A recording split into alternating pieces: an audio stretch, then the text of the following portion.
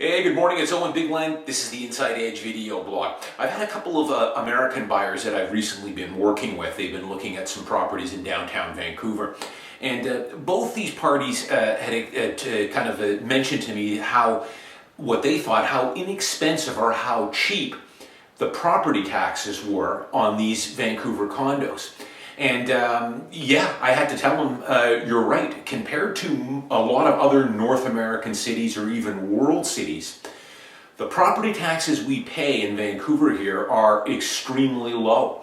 And I think a lot of people will find that quite shocking because, you know, when I did my blogs every year on the assessed values, of course, and when the assessed values spiked this year up 20 to 30%, and everyone on the talk shows and in the newspapers talking about how their property taxes are going to spike, which they weren't, of course. Watch my other blogs on that. They'll go up, but they're not going to go up to the same extent as your assessed value.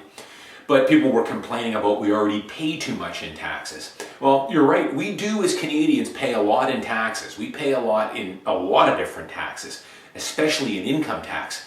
But one area where we don't pay a lot of taxes relative to what the values of the properties are is in our property tax. So I'll give you an example. A two-bedroom, two-bath unit in Yaletown or Cole Harbour that's currently listed for around $1 million. The property tax, the annual property tax on that is about $2,500 a year. And both these American buyers had commented on how inexpensive, how cheap they thought that was. And they're right. If you go south of the border to Oregon, Washington State, California, I can tell you that same $1 million condo, you're looking at probably anywhere between $8,000 to $10,000 in annual property tax. So about 3 to 4 times the rate that we pay here. Now, if you really want to get a shock, go to a state like Florida.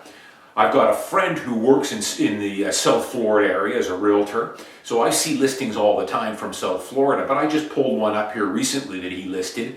It's a 3-bedroom, 2-bath in Palm Beach, listed for just over $1 million, $1,050,000, and the property taxes on that property are $22,600 annually. So they're running at 9 times the property tax rate we would pay here. And one of the reasons for that is, well, the main reason is that in a state like Florida, they don't have state income tax. They have federal, but not state. So the state has to make up for it somehow. If they're not getting it through income tax, they bump up the property tax. So it's another reason why, in the myriad of reasons I've listed in my blog here over the years, on why it makes sense to, if you're going to live in Vancouver for the long term, it makes sense to be an owner as opposed to a renter. Because in a way, we're being supplemented, owners are, on their property taxes. And our property taxes here are low. Just go into the MLS of some other cities in the US and have a look. And this was all set in motion many decades ago by the federal government and the provincial governments. They wanted to encourage home ownership, and by doing that, they've kept the property taxes relatively low. But of course, as we all know, we get killed in income taxes. Our income taxes here are substantially higher than what they would be in most cities in the US. So something to keep in mind. I think a lot of people will be surprised that, yeah, compared to a lot of other cities, especially in the US, our property taxes are at a fraction of what they are down there. The other thing you'll notice too, if you ever look at US real estate, or even if you look at condos in Toronto, you'll notice that the maintenance fees are much, much higher than what they are here in Vancouver. And the reason for that, a lot of the places in the States, like in California, Palm Springs, Florida again, their homeowners associations tend to like to pump a lot of money into a contingency fund. And they do that as well in Toronto, in a lot of condos as well. They try and beef up that contingency fund so that when major repairs are needed, like new windows or balconies or roofs or elevator upgrades or anything major, they can take that money out of the contingency fund and not levy the owners. So they like that, it's kind of a kick up your feet and don't worry about anything attitude, but you pump an awful lot of money monthly into the maintenance fees. I mean, a typical back to Palm Beach on this $1 million condo, it had something like close to $1,600 a month for maintenance fees. That same unit here would run around $500 a month.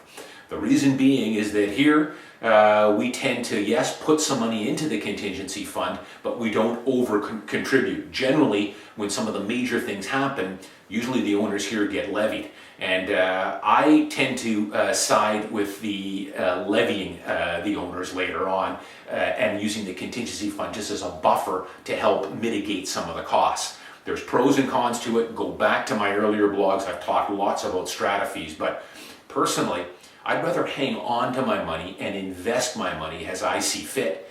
And when the time comes that we need a new roof for $3 million, we're going to take $500,000 out of the contingency fund and we're going to levy every owner $1,500 for the roof job. I would much rather have it that way. I'd rather hang on to my money and cut you a check when we need the work done, because I'm going to invest my money and get a far greater return than what your property manager is going to get. They're going to throw that into a term deposit and they're going to be getting 0.5% on it. But there's pros and cons to both. The other thing is too, is when you live in the unit for 15 years, you sell it, you've got an $8 million contingency fund built up. You don't get any of that money back when you sell the unit. That stays with the strata. So those are the two big differences compared from the US to Vancouver real estate. Much higher property taxes down in the US and much higher maintenance fees. But they get it back on us, of course, in the GST and the PST, and the main thing is our much higher income tax rate we pay as well. I'm Owen Bigland. As always, thanks for watching. I'll see you next time.